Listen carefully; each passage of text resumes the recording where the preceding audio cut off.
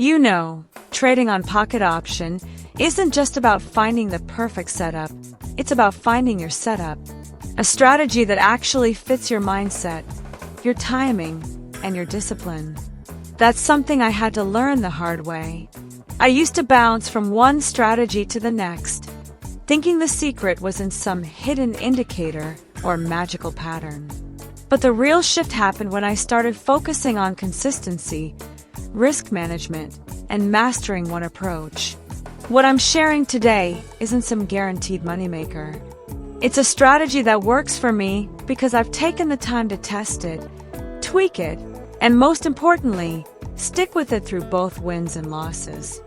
And I'm sharing it in the hopes that maybe it'll resonate with a few of you out there, especially if you're tired of chasing every flashy technique you see on social media. This is about staying focused, trading with purpose, and trusting your process. Strategies come and go, but discipline, patience, and learning from every trade, that's where the long-term wins come from.